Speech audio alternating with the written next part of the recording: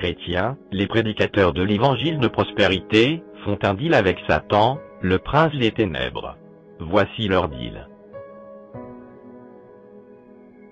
Satan. Envoyez-moi des âmes sous le manteau de l'évangélisation, et maintenez-les dans l'impureté, l'ignorance, et la séduction. Faux évangiles, hérésies, fables, contes. Jusqu'à leur mort, et je vous garantirai les richesses marines et terrestres. Chrétiens, il y a des rois, et des rois clés dans les supposées églises évangéliques. Ils se font appeler fondateurs d'œuvres. Shalom à tous, mes frères et sœurs en Christ, et à vous qui recherchez la lumière de Dieu en ces temps de la fin. Toute l'équipe de Jesus Christ Soldier vous présente, le pasteur Raymond Bougier, véritable et authentique serviteur du Seigneur Jésus-Christ, notre Sauveur et grand Dieu incarné. Ceci n'est pas une élévation d'homme au détriment de Dieu, ni moins une flatterie, mais nous rendons témoignage, de même que les disciples des villes de Lystre et d'Icône, dans le livre des Actes des Apôtres, rendirent témoignage de Timothée, sachant que de tels hommes méritent d'être honorés, pour ce qu'ils font, et continuent de faire pour le corps véritable de Christ. Les prophéties, concernant l'apostasie sont bel et bien sous nos yeux. C'est là le sujet que nous exposera le pasteur, dans cette conférence de 2 parties.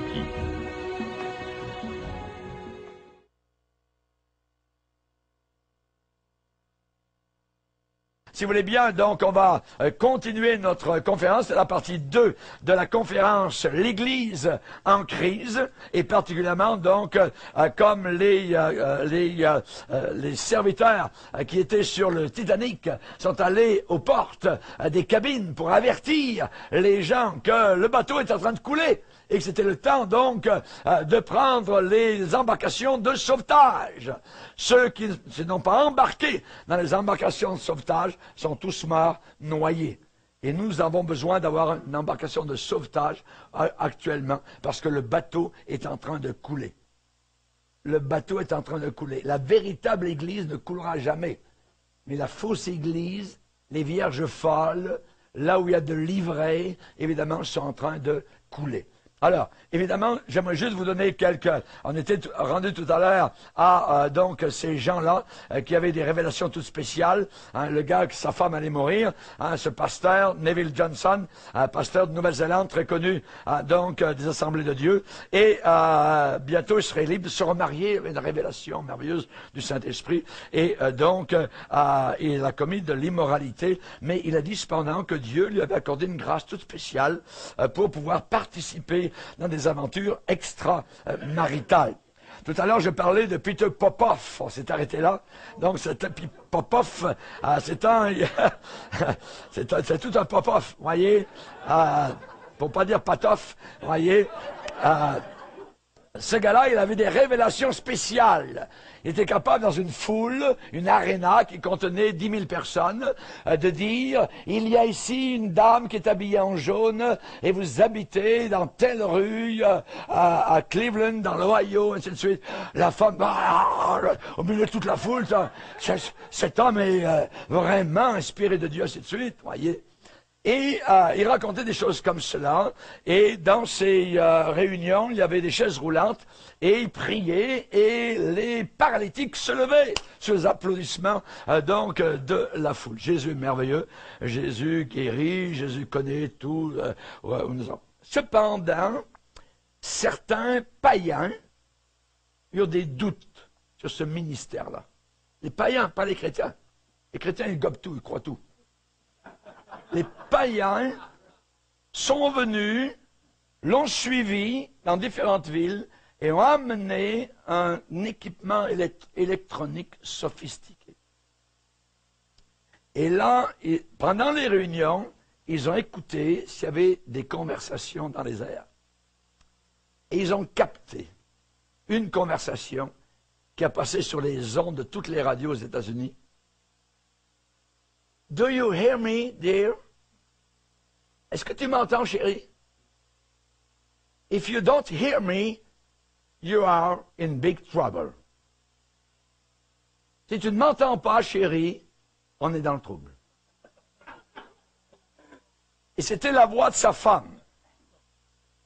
Sa femme, à l'entrée, quand les gens rentraient dans l'aréna, bonjour madame, oh, bienvenue, Dieu va vous bénir, Jésus est là, présent, mon mari est rempli, tout ça, il a prié, il a jeûné, et vraiment ce soir le Seigneur va agir, tout ça. Vous arrivez de quel endroit? Ah ben j'arrive de Cleveland, tout ça, oui, et même, si vous voulez savoir le nom de ma rue, j'habite sur telle rue, tout ça, donc elle capte tout ça, elle arrive de tel endroit, c'est la jupe jaune, tout ça, alors ensuite elle capte, elle parle à plusieurs, elle a une mémorisation terrible, elle peut faire ça à 10 personnes, et elle s'en va ensuite à l'arrière, dans une salle où il n'y a personne, et elle parle à son mari qui a une petite chose comme moi, donc en avant, un écouteur. Et elle lui parle à l'oreille.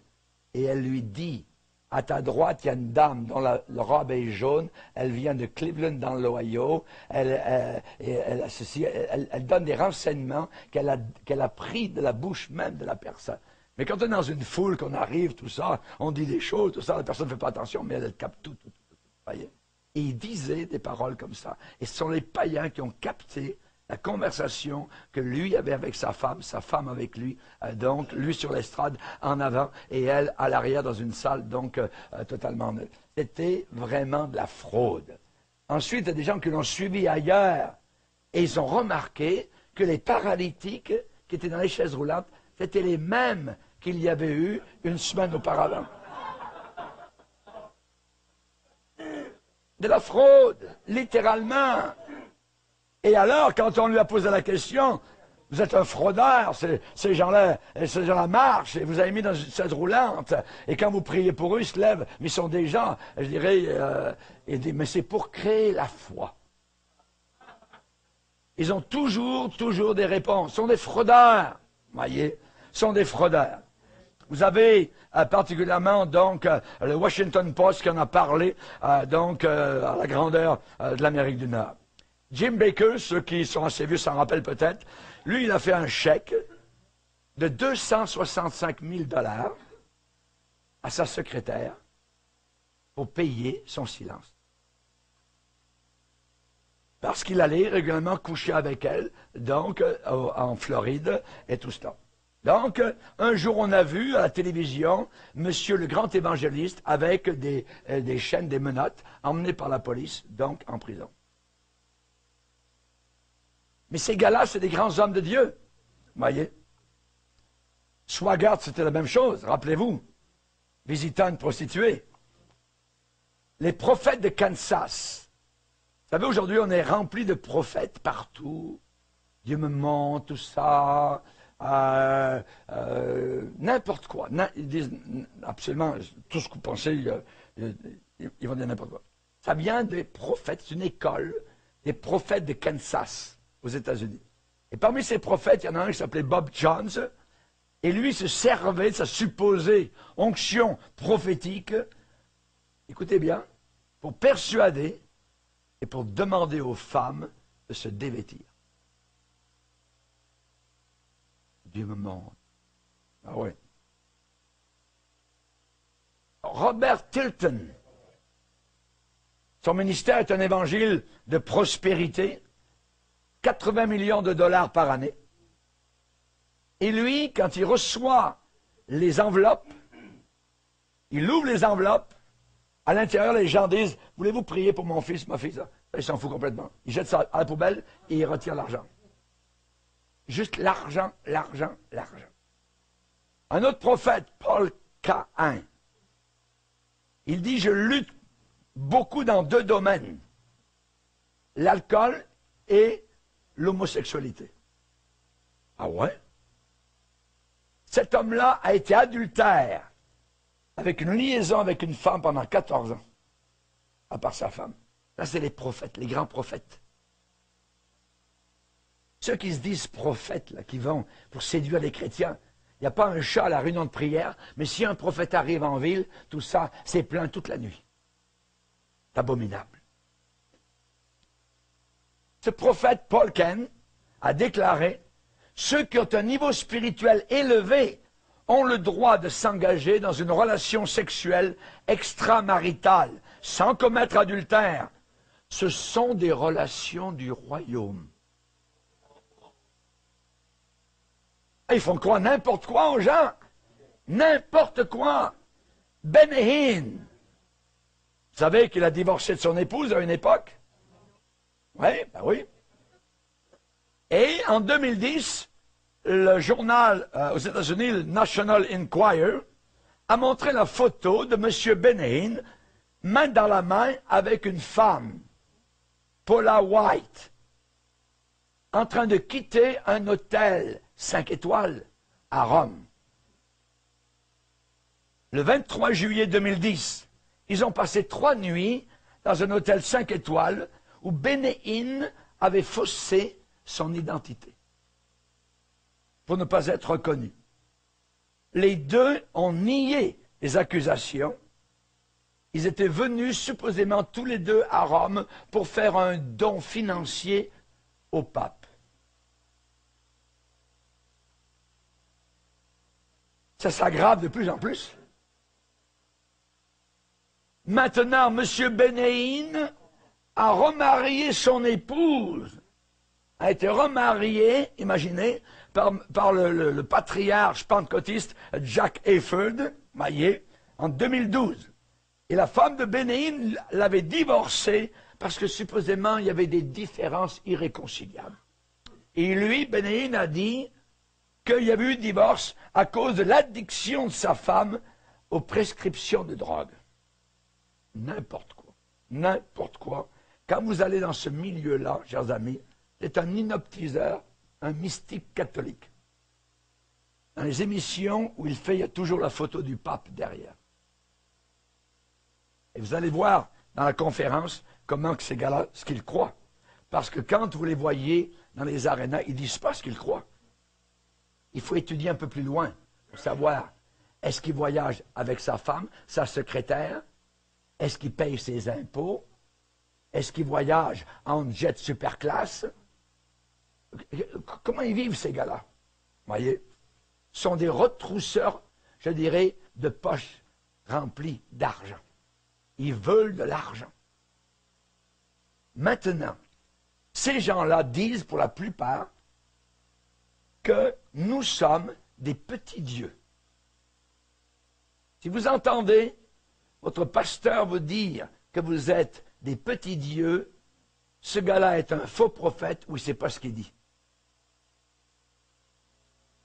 Des petits dieux ou des petits morveux?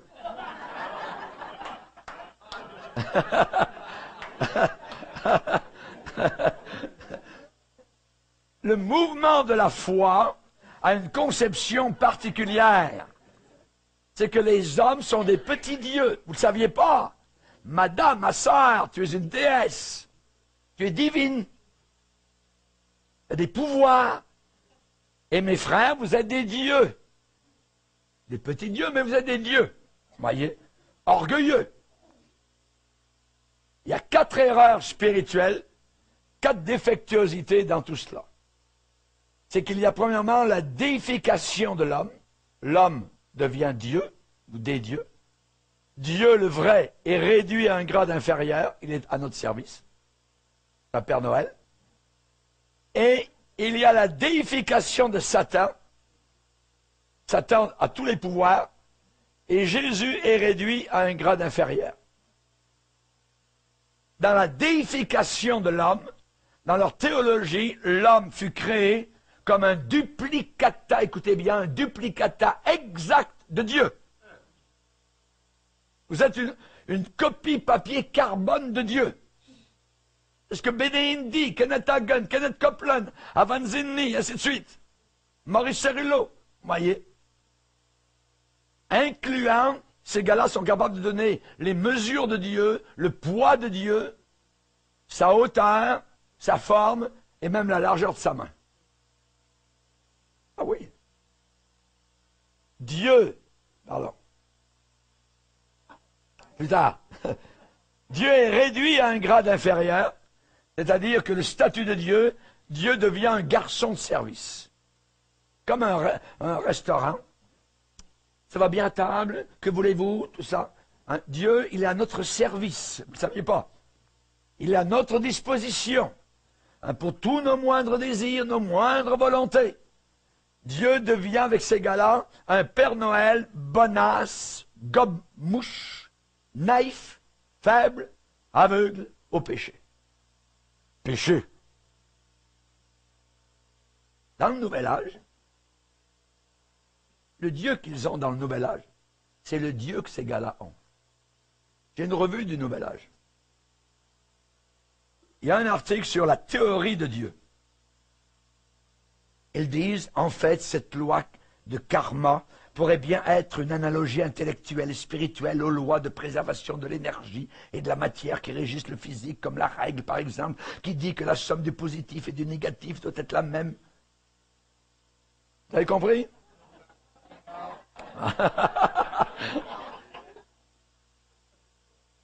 Maintenant, il continue en disant, si la théorie de Dieu est juste, ses implications dans la vie de tous les jours sont importantes. 1.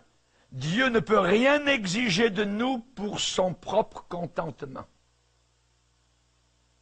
Dieu ne peut rien exiger de nous.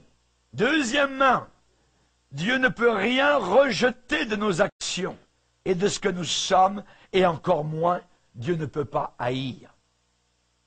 Dieu de Nouvel Âge. Et c'est le même qui est en train d'entrer. Ensuite, il dit, Dieu ne peut pas nous punir, car cela équivaudrait ultimement à se punir lui-même. Et ils disent, il n'y a pas de paradis, il n'y a pas d'enfer à proprement parler. Ça, c'est la théorie de Dieu. Mais dans le Nouvel Âge, c'est le même Dieu qui est en train d'arriver au travers de ces ministères-là. C'est le même, voyez. Parce que c'est la même source. La source est diabolique. La source est Satan. Donc, on a maintenant la déification, la déification de Satan. Ça veut dire que Satan est déifié, monté au rôle de Dieu, voyez. Et dans sa position, il a tellement de pouvoir qu'il pourrait même arriver à éteindre la lumière qui est en Dieu. C'est ce qu'ils disent. Et Jésus-Christ, dans tout ça, où est-ce qu'il se trouve? Jésus est réduit à un grade inférieur. Vous savez que toutes les sectes et toutes les religions du monde ne croient pas à la divinité de Jésus-Christ. Ne croient pas que Jésus est Dieu. Et le mouvement de foi ne fait pas exception. Tout à l'heure, je vous parlerai certaines citations de ces gars-là. Ils ne croient pas que Jésus est véritablement Dieu en chair. Donc, ce sont des châteaux de sable. Et c'est la vague la plus destructive qui est venue s'écraser sur les sables érodés de notre culture chrétienne. Sans qu'il y ait un seul coup de feu qui soit tiré aux États-Unis, Canada, Europe, eh bien, cette société a été convertie à une nouvelle religion. C'est une religion dans laquelle l'humanité s'est hissée elle-même à la hauteur de la divinité. Ça a commencé dans le monde avec le Nouvel Âge, comme cette femme-là, Shirley MacLaine, qui a déclaré à Malibu, « Je suis Dieu ». Dans le film « Out of Limb », elle déclare « Je suis Dieu ». Vous voyez? Ça a commencé avec eux, le Nouvel Âge, et maintenant ça rentre, puisqu'on vous enseigne que vous êtes des petits dieux à l'intérieur de l'Église. Jamais vous ne serez un petit Dieu. Jamais. Nous sommes des pécheurs sauvés par la grâce de Dieu. Alléluia. Donc, particulièrement, aujourd'hui en Occident, États-Unis, Canada, Europe, le mysticisme oriental est en train de pénétrer à l'intérieur de l'Église chrétienne.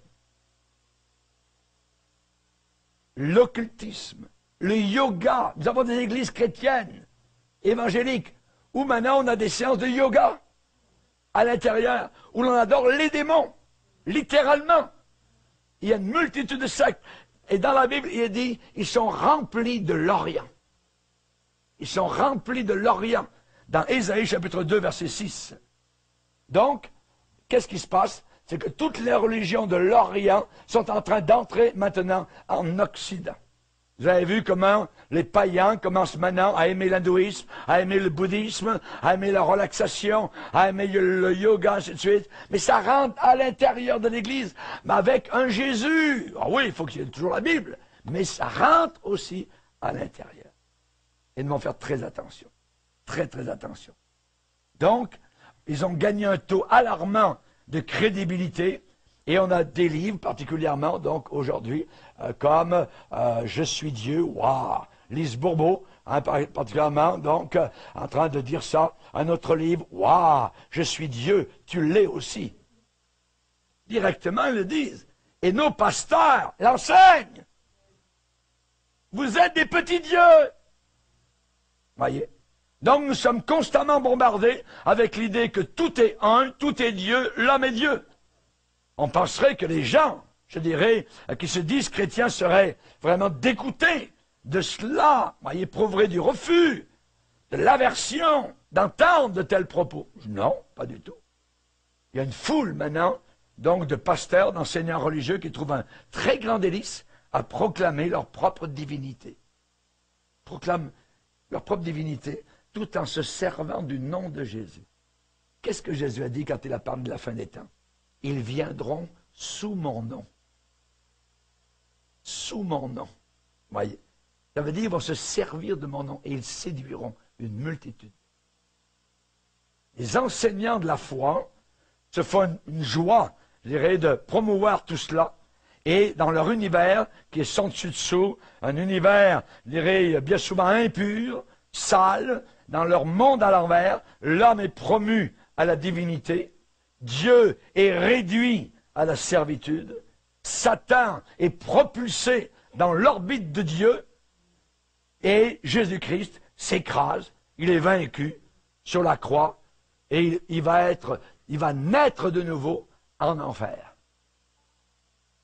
Benny Kenneth Hagin, Kenneth Copeland enseigne que Jésus-Christ est né de nouveau. Le salut n'a pas été accompli à la croix, mais en enfer. Montrez-moi ça dans la Bible. Chers amis, on doit frapper aux portes. Il faut les avertir, voyez. Quand le Titanic était en train de couler, particulièrement, les gens n'y croyaient pas. Les gens n'y croyaient pas, voyez. Et aujourd'hui, la plupart des chrétiens n'y croient pas qu'ils sont en train de couler. Non, on n'a pas fait des miracles. Quel miracle? Hypnotiser les gens, les faire tomber par terre pour qu'ils se secouent, ça c'est des miracles. Jamais de la vie. Ce sont des hypnotiseurs, des ouvriers de Satan déguisés en apôtres de Christ. Combat le bon combat en gardant la foi et une bonne conscience. Cette conscience, quelques-uns l'ont perdue et ont fait naufrage. Par rapport à quoi? À la foi, à la vraie foi. Dans le mouvement de la foi, on fait naufrage par rapport à la foi. Qu'est-ce qui arrive? Il arrive exactement ce que Victor Hugo a écrit dans un poème qui s'appelle « Nuit sur l'océan », Océano Nox. Oh, combien de marins, combien de capitaines qui sont partis joyeux pour des courses lointaines. Combien de chrétiens, nous pourrions dire, combien de pasteurs sont partis joyeux pour des courses lointaines, dans ce morne horizon se sont évanouis. Combien ont disparu, dure et triste fortune, dans une mer sans fond par une nuit sans lune, sous l'aveugle océan à jamais enfoui. Combien de pasteurs morts, de patrons, d'évangélistes, de prophètes, avec leur équipage, leurs assemblées. L'ouragan de leur vie a pris toutes les pages, et d'un souffle, il a tout dispersé sur les flots. Nul ne saura leur fin dans l'abîme plongé. Chaque vague en passant d'un butin s'est chargée. L'un a saisi l'esquif, l'autre les matou. Chers amis, c'est très dangereux, parce que nous avons été avertis par le Seigneur. Si nous n'avions jamais été avertis, à ce moment-là, ce serait différent. Nous avons tous été avertis. Il faut vraiment lire notre Bible. Qu'est-ce que ces gens-là enseignent? Ils enseignent une chose, vous serez comme des dieux. Vous serez comme des dieux. Mais on n'a pas déjà entendu ça quelque part? Ah, Jardin d'Éden. Satan est venu vers nos grands-parents, Adam et Ève. Et Satan a susurré à l'oreille de Ève. Non, tu n'es pas obligé d'obéir à Dieu. Non. Obéis à tes sens. Regarde comme l'arbre est beau et vous serez comme des dieux. Vous serez comme des dieux. Chers amis, ce n'est pas nouveau. La déification de l'homme, depuis l'aube des temps, Satan a essayé de colporter le mensonge que les hommes pouvaient devenir des dieux. C'est un mensonge. Son sifflement est séducteur. Voyez, vous serez comme des dieux. Non. Et ce mensonge s'est répercuté au travers des siècles avec une fréquence voluptueuse et séduisante. Vous savez, Satan, il enveloppe les cadeaux. Il enveloppe les cadeaux. Il emballe. Il empaquette, voyez, ce mensonge dans n'importe quelle forme, n'importe quelle grosseur, n'importe quelle grandeur, n'importe quelle dimension dont il a besoin pour le vendre. C'est le prince des séducteurs. Il séduit toute la terre. Ne va-t-il pas essayer de séduire une partie de l'Église à la fin des temps? Oh oui, il le fait. Il le fait. Je vais vous citer cet homme-là qui est un faux prophète. Dans son livre « The Road Less Traveled », la route la moins parcourue, et c'est un psychologue populaire dans les cercles du Nouvel Âge et dans les cercles chrétiens. Et cet homme a déclaré, je cite, « Dieu veut que nous devenions lui-même ». Ou il ajoute « elle-même ». Il ne sait pas si Dieu est homme ou femme. Nous sommes en croissance vers la divinité, arrivés à être comme Dieu. Voilà le but de l'évolution. Un faux prophète. Une sorcière très connue, Margot Adler. Margot Adler a dit, nous sommes des dieux et on peut être très bon à cela et très bien réussir à cela. Dans son livre, Décrocher la lune. Drawing Down the Moon. Et vous savez comment les livres de Harry Potter aujourd'hui sont lus de façon... Il y a des enfants qui ne lisent jamais, mais ces livres sont capables de les dévorer. Il y a une puissance diabolique qui est là derrière. Et il y a des pasteurs qui approuvent ces livres. Nous avons un hindou, Rajneesh Ponna aux Indes, et lui, eh bien, c'est un leader d'une secte connue qui a pris possession lui-même du titre Monsieur Dieu. Il s'appelle Monsieur Dieu, voyez. Et il y en a un autre, Bhagwan Shri, qui a annoncé avec une grande témérité, quand vous invoquez Jésus, en réalité c'est moi que vous avez invoqué. Aujourd'hui, on peut supposer que parce que Monsieur Dieu est maintenant mort, voyez, donc actuellement il est très conscient qu'il existe entre lui-même et Jésus-Christ. Et cette distance est infinie. Nous avons aussi un autre qui s'appelle le Maharishi Mahesh Yogi, très connu dans la méditation transcendantale. Il a saboté directement les Écritures, cet homme-là. Il a interchangé dans la Bible un seul mot. Un seul mot. Je. Et il l'a remplacé par vous. Le verset, arrêtez et sachez que vous êtes Dieu. Au lieu arrêtez et sachez que je suis Dieu, arrêtez et sachez que vous êtes Dieu. Il l'a changé. Vous avez entendu parler à une époque de l'infâme faux prophète Jim Jones, fils de pasteur, qui a conduit presque 1000 personnes à la mort, hommes, femmes et enfants, vers une mort violente. Il leur a demandé de prendre la Sainte Seine cet hiver, c'était du poison. Et ils ont pris ça. Et ils sont tous morts. Ce leader de secte, trompeur, séducteur, hurlait quelque chose. Il criait, il disait, « Il est écrit que vous êtes des dieux. Je suis Dieu. Et vous êtes un Dieu. Je suis un Dieu et je vais rester un Dieu jusqu'à ce que vous reconnaissiez que je suis un Dieu. Quand vous reconnaîtrez que je suis un Dieu, je retournerai au principe fondamental et je ne paraîtrai plus à vos yeux comme une personne. Mais jusqu'à ce que je vois chacun de vous savoir bien qui vous êtes vraiment, je vais continuer à être ce que je suis, c'est-à-dire Dieu, le Dieu Tout-Puissant. Il les a emmenés en enfer. Plus de 800 personnes. C'était un scandale autour de la terre à l'époque. Pas étonnant, pas une surprise que de tels blasphèmes soient crachés de la bouche des sorcières, des yogis hindous, de fous suicidaires, de meurtriers. Mais ce qui est choquant, c'est que de telles déclarations similaires sont maintenant entendues à partir de la bouche de grands bonnets à l'intérieur même de l'Église. Et ces gens-là emmènent les chrétiens vers les portes de l'enfer. Hé Dieu, tasse-toi. Pousse-toi. Kenneth Hagin, je cite, Kenneth Hagin. L'homme fut créé en des termes d'égalité avec Dieu. L'homme pouvait se tenir dans la présence de Dieu sans aucune conscience de sentiment d'infériorité. C'est lui, là.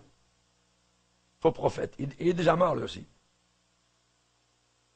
Il a dit, Dieu nous a créés autant que possible comme lui. Dieu nous a fait de la même classe d'êtres qu'il est lui-même. L'homme a vécu dans le domaine de Dieu. L'homme vivait en termes d'égalité avec Dieu. Le croyant est appelé Christ. Vous ne saviez pas? C'est vous, Jésus. Il dit, le croyant est appelé Christ. C'est ce que nous sommes Christ. C'est dans le livre Zoé, The God Kind of Life. Voyez. Kenneth Copeland, c'est la même chose. Il déclare, la raison pour laquelle Dieu a créé Adam fut son désir de se reproduire lui-même. Adam n'était pas un peu plus petit que Dieu. Il dit, Kenneth Copeland, Adam n'était pas presque comme Dieu. Adam n'était même pas subordonné, soumis à Dieu. Adam était un Dieu.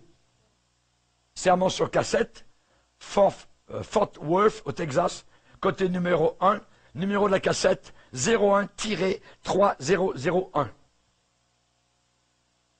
Et ces gars-là, ils ramassent l'argent des chrétiens au travers de toute la terre. John Avanzini, télévangéliste, est en interview avec Maurice Cerullo à San Diego. Et John Avanzini déclare, le Saint-Esprit de Dieu déclare aujourd'hui quel a été le but éternel de Dieu au travers des siècles. C'est se dupliquer lui-même sur la terre, c'est de faire des doubles, des répliques de sa propre personne. Et Maurice Cerullo répond en disant, savais-tu que depuis le commencement des temps, le but entier de Dieu a été de se reproduire lui-même? Hey, qui es-tu? Allez, come on, qui es-tu? Allez, dis-le, oui. Les fils de Dieu, allez, dis-le.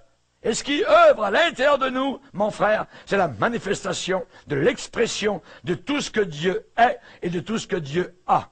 Quand je me tiens debout ici, mon frère, tu ne regardes pas Maurice Cerullo, tu regardes Dieu, tu regardes Jésus. Ça, c'est lui, Maurice Cerullo.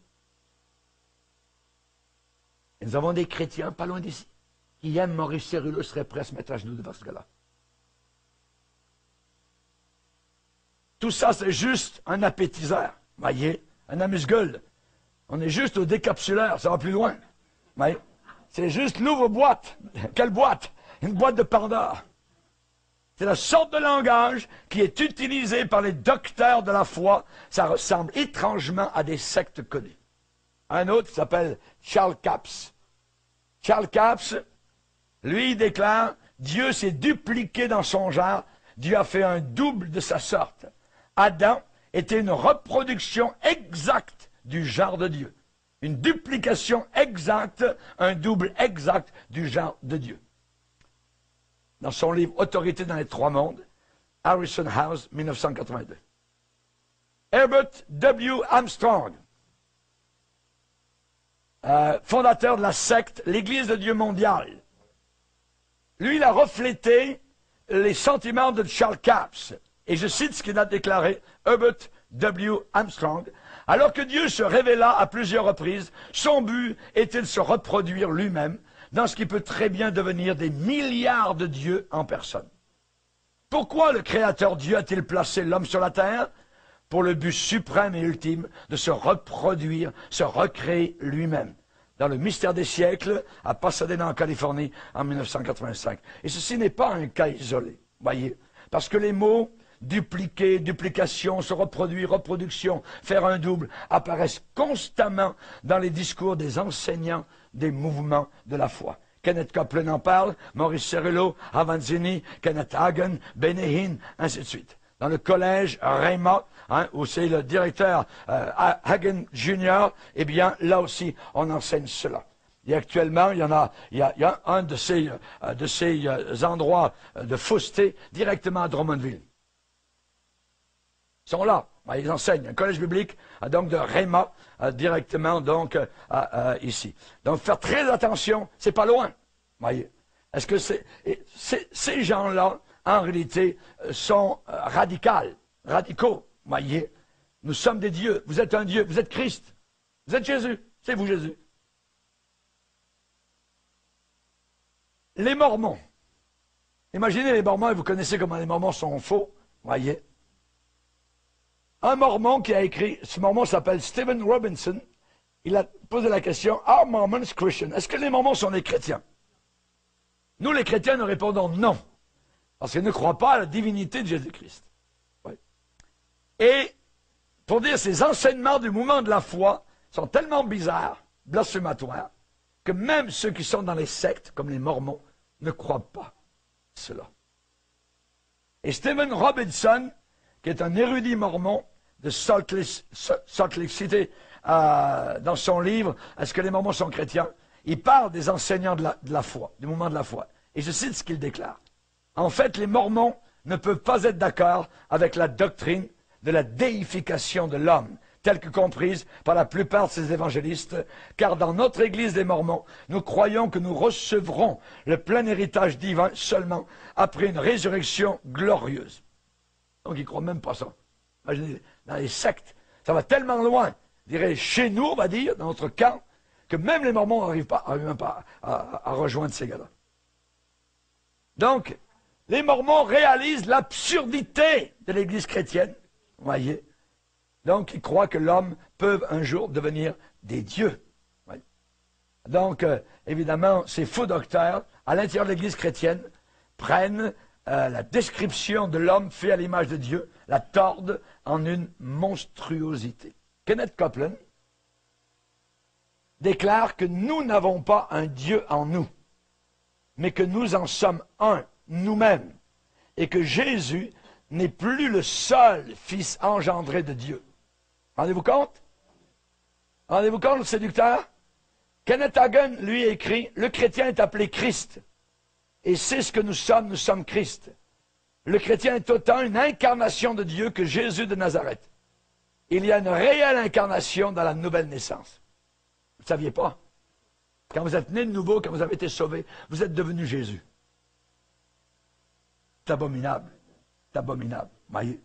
Seulement conclure qu'ils enseignent une hérésie. Une hérésie. Il y en a un qui s'appelle Creflo Dollar. Il prêche l'évangile de prospérité. Ouais. Creflo Dollar, voyez. Lui, il dit, nous sommes des dieux sur cette terre. Il est grand temps de commencer à agir comme des dieux, hein, au lieu de simples humains sans pouvoir.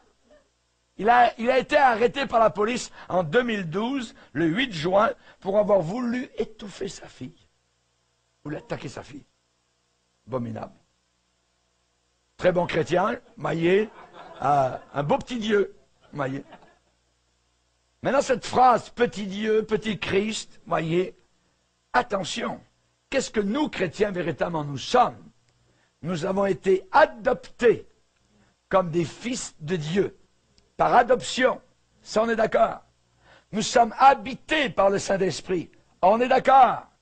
Nous avons été amenés à la communion avec Dieu. On est d'accord. Et un jour, nous serons amenés à la glorification. Et on est d'accord.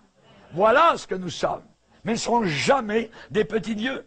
Les enseignants de la foi, dans le mouvement charismatique, enseignent que nous sommes, nous les hommes, des reproductions de Dieu, duplicata exacts de Dieu. On a là un divorce, on a un abandon, on a un rejet total du christianisme fondamental et de l'Église traditionnelle de Jésus-Christ. Benéhin a dit, nous sommes des petits dieux qui courons autour de la terre. S'il continue, il va continuer à courir en enfer. Ces gens-là s'apparentent au culte métaphysique Il proclame la divinité de l'homme tout en adorant, donc, supposément, Dieu le Père, le Fils et le Saint-Esprit. Et on sait que dans les cultes métaphysiques, ils disent, tout est Dieu, tout est une partie de Dieu, Dieu est en nous tous, Dieu c'est nous, nous sommes Dieu. Aux Indes, ils croient ça. Les bouddhistes croient ça. Maintenant, les chrétiens, à l'intérieur de l'Église, sont enseignés cela. C'est l'abomination. Donc l'homme arrive à égalité avec Dieu. Mais on a déjà vu ça. On a vu ça à Rome, par Michel-Ange. Je suis un petit messie, Kenneth Copeland. Mon œil. Voyez. Dieu c'est nous. Vous vous rappelez l'image de Michel-Ange? Donc Dieu est ici et c'est Adam et leurs deux doigts se touchent. Ils sont égaux. C'est simplement, ils enseignent cela. Dieu, il a 2 mètres de hauteur, il est là, tout ça, il a une barbe, tout ça. Hein? Michel-Ange l'a imaginé comme ça. Michel-Ange est un perdu, un catholique romain. Voyez? Dieu est un homme, Adam est un homme, leurs deux doigts se touchent. Donc il y a un principe d'égalité. Joel Osteen. Joel Osteen prêche l'évangile de prospérité au Texas. Et cet homme sale ses sermons avec subtilité et sourire. C'est toujours un sourire. Voyez? Il va vous enseigner comment vivre dans l'abondance matérielle. Son message est simple. Dieu est là pour que tes rêves se réalisent. Dieu est là pour ton bonheur personnel. C'est parce que Paul et Pierre ont enseigné. Ils ont parlé de souffrance, ils ont parlé de soldats, ils ont parlé de combats, ils ont parlé de subir des injustices et même d'être crucifiés. Imaginez. Mais eux, c'est un autre message. Si tu suis les règles, les principes de Dieu, tu peux obtenir de la vie ce que tu veux. Ce qu'il enseigne. Voyez. Proclame-le seulement. Claim it. Proclame-le. Et la prospérité matérielle sera sur ton chemin.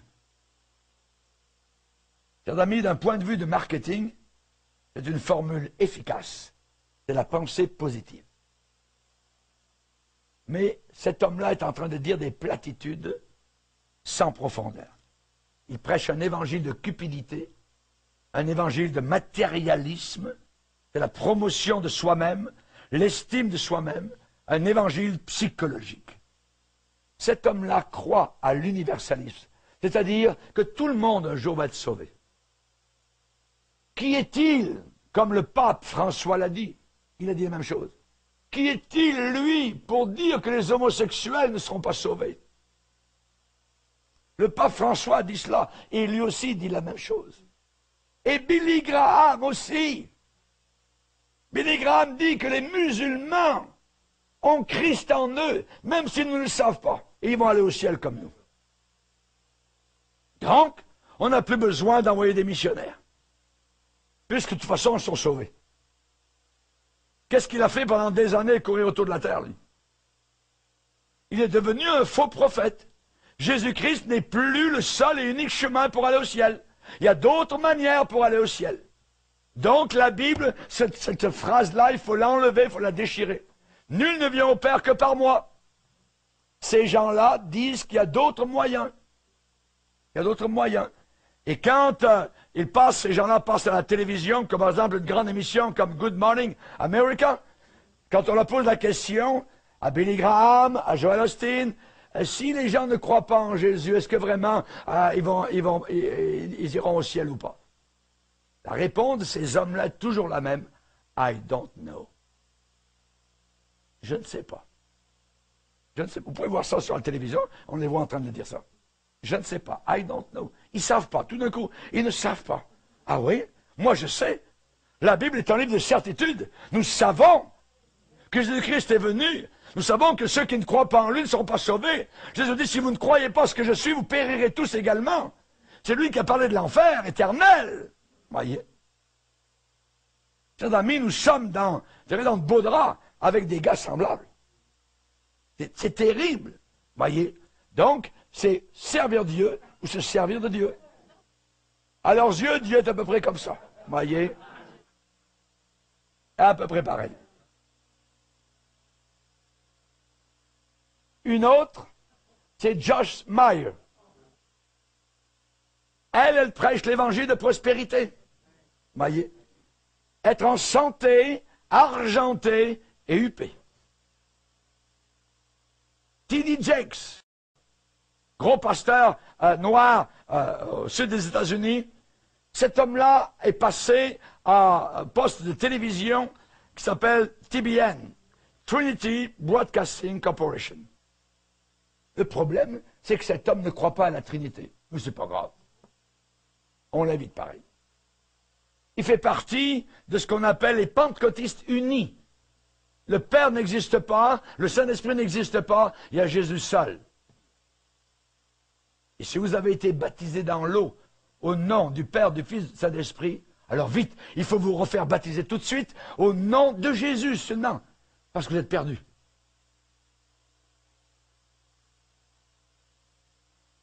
La Bible dit, celui qui se confie en l'Éternel est heureux. Ces gens-là enseignent, celui qui se confie dans l'argent est heureux. Rick Warren, il a un beau regard, voyez, vraiment illuminé, hein, c'est un vrai chrétien, voyez. Non, c'est un vrai séducteur. Il a fait la une du Time, voyez. On l'appelle The Purpose Driven Pastor, Rick Warren, tout ça. Donc, cet homme-là, il mélange l'évangile de Jésus-Christ avec le nouvel âge. Il mélange l'évangile avec le catholicisme.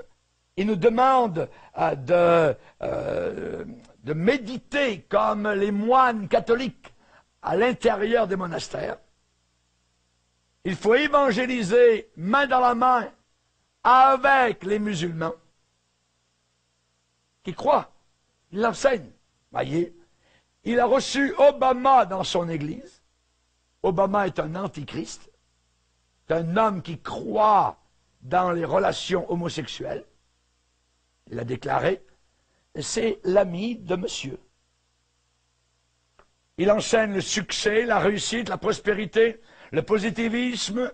Il est l'enfant spirituel de Robert Schuller. Robert Schuller, c'est votre pensée peut tout. C'est l'évangile de prospérité. Et Robert Schuller dit que maintenant il faut retourner au berger, c'est-à-dire au pape. Rick Warren aussi. C'est un nouvel évangile d'estime de soi. Et si vous lisez son livre, il vous lit directement à la première page, parce que vous devez signer votre nom et vous devez promettre de lire son livre jusqu'à la fin. Donc, oubliez la Bible. Pendant 1 mois ou 40 jours, vous devez absolument lire son livre. Et les églises évangéliques ont avalé ce livre-là, je dirais comme des petits pains. C'est la religion du veau moderne. Du veau moderne. Le mouvement de la foi est un véritable cancer au corps de Christ. Jerry Savelle en a un autre. Ils ont tous des beaux sourires, ils sont tellement gentils. Jésus a dit, ils viennent à vous en vêtements de brebis, tout ça. Et Jerry Savelle a fait sa fortune en imitant tous les enseignants charismatiques de la foi. Il est capable d'imiter Kenneth Copeland, je dirais, quasiment à la lettre. Et il vomit, il crache de sa bouche toutes les hérésies de ce mouvement diabolique. Et il se vante en disant, la maladie et la paralysie sont dans l'impossibilité d'entrer dans ma vie. Et pour la richesse, toujours matérielle, il dit, ce sont vos paroles qui dicteront le monde dans lequel vous allez vivre. Soit un monde de pauvreté matérielle, soit un monde de richesse matérielle. Vos paroles. Or, la parole, c'est un faux prophète. La Bible dit, ne me donne ni richesse, ni pauvreté. Si vous priez pour être riche, vous avez besoin d'être sauvé. Ceux qui veulent s'enrichir tombent dans le piège et dans beaucoup de désirs insensés. Maintenant, on va aller voir un regard très serré sur le psaume 82. Pourquoi? Parce que ces gens-là disent, c'est écrit dans la Bible. La Bible dit, vous êtes des dieux. Ah ouais? Lisez avec moi le psaume 82.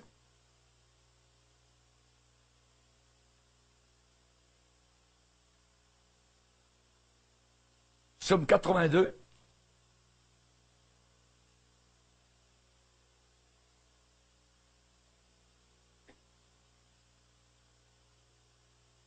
Dieu se tient dans l'assemblée de Dieu, il juge au milieu des dieux. Il juge au milieu des dieux.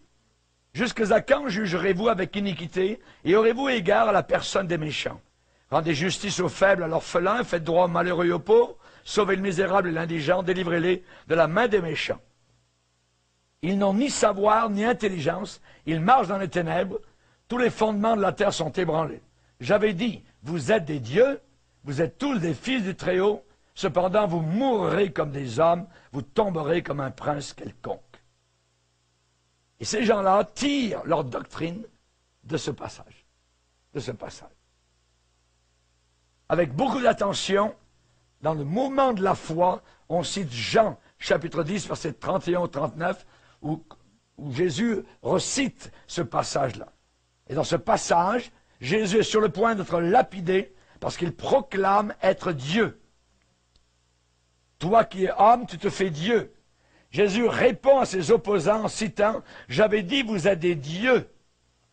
Et d'une façon moqueuse, façon ironique, en se moquant, façon sarcastique, Jésus leur demande « N'est-il pas écrit dans votre loi, j'avais dit, vous êtes des dieux ».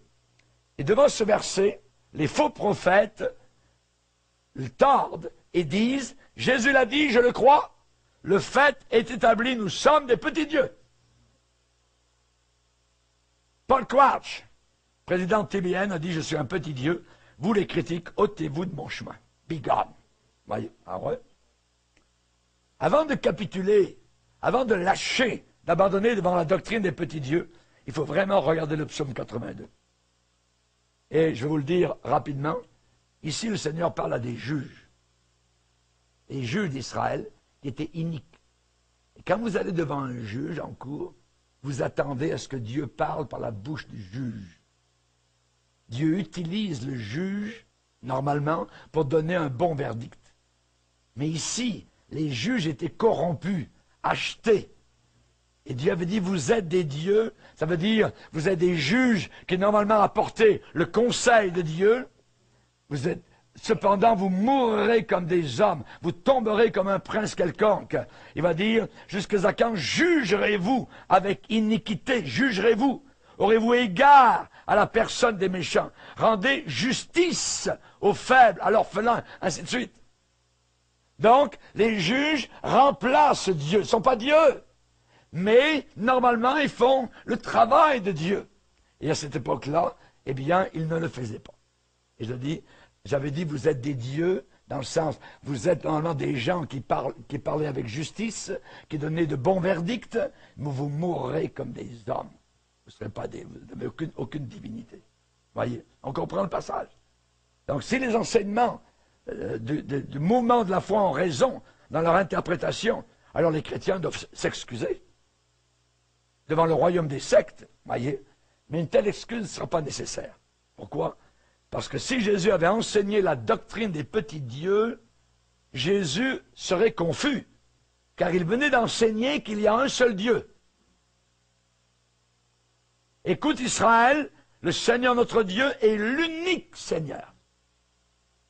Et ça prouverait que la Bible se contredit particulièrement, voyez, dans Ésaïe 43, où il est dit, vous êtes mes témoins, dit l'Éternel, afin que vous le sachiez, c'est moi, et avant moi, il n'a point été formé de Dieu, et après moi, il n'y en aura point.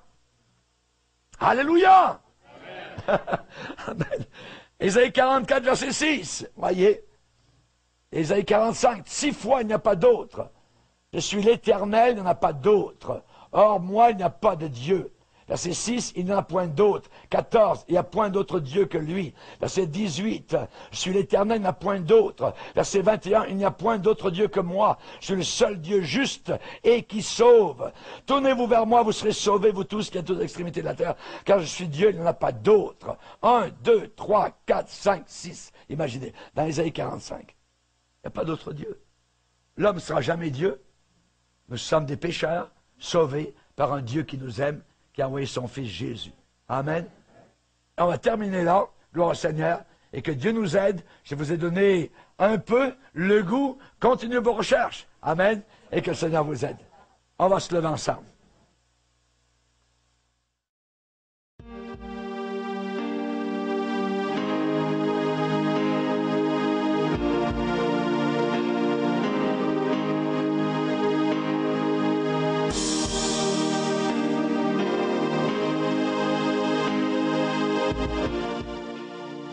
Chrétiens, Satan a laissé les grands prophètes, apôtres, évangélistes, pasteurs, docteurs, ministères et églises en paix.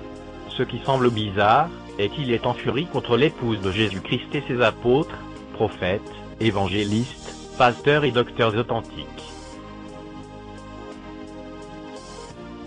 Chrétiens, quand les églises supposées évangéliques parlent d'unité avec l'église catholique romaine, elles se dirigent vers l'unité de toutes les religions. Car, les amis de mon ami sont mes amis. Chrétiens, tous ceux qui n'ont pas et qui ne veulent pas avoir le Saint-Esprit ne pourront pas distinguer le vrai du faux, la vérité de l'erreur, en ces temps obscurcis, ténébreux et difficiles de la fin.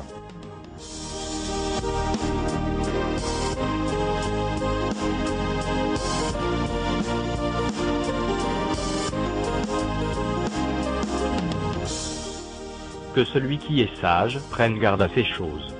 Que celui qui est intelligent les comprenne. Car les voies de l'Éternel sont droites.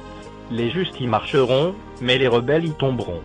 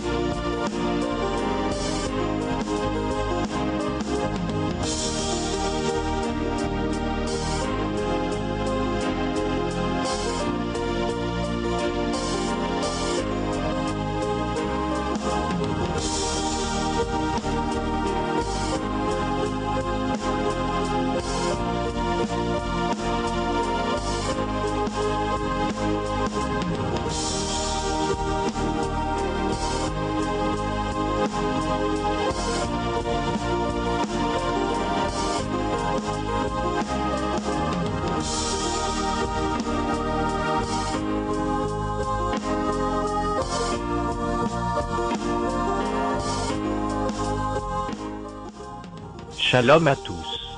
Et bonne suite de programmes sur Jesus Christ Soldiers.